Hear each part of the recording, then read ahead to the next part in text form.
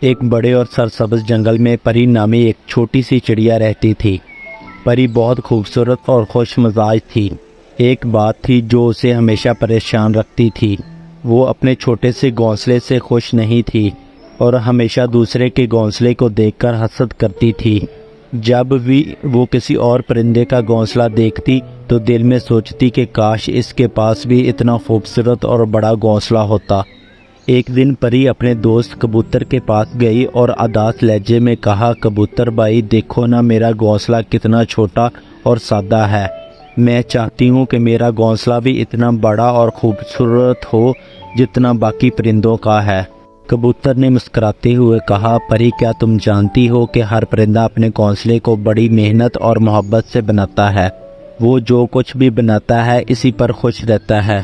اگر تم اپنے گھونسلے پر محنت کرو اور اسے اپنی محنت سے سنوارو تو وہ بھی تمہیں بہت خوبصورت لگے گا۔ پری نے کبوتر کی بات پر غور کیا اور اپنے گھونسلے کی طرف دیکھا۔ اس نے سوچا کہ شاید واقعہ اسے اپنے گھونسلے کو بہتر بنا سکتی ہے۔ اگلے دن سے پری نے اپنے گھونسلے کو بہتر بنانے کا فیصلہ کیا۔ اس نے نئی نرم شاخیں اور پتے اکٹھے کیے اور انہیں بڑی محنت سے اپنے گھونسلے میں بچھایا۔ اس کے علاوہ اس نے اپنے گھونسلے کو رنگ برے پھولوں اور نرم گھاس سے سجایا۔ کچھ دنوں بعد پری کا گھونسلہ پہلے سے کہیں زیادہ خوبصورت نظر آنے لگا۔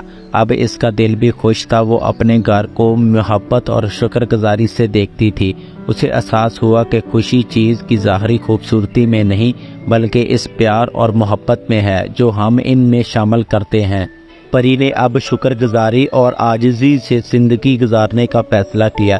اس نے سیکھا کہ اصل خوشی اپنے پاس موجود چیزوں کی قدر کرنے میں ہے، نہ کہ دوسروں سے مقابلہ کرنے میں۔ اس کے بعد سے پری ہمیشہ اپنے گھونسلے کو محبت اور محنت سے سنوارتی اور دل سے خوش رہتی۔ اس کہانی سے ہمیں یہ سبق ملتا ہے کہ شکر گزاری اور عاجزی سے زندگی میں خوشی حاصل کی جا سکتی ہے۔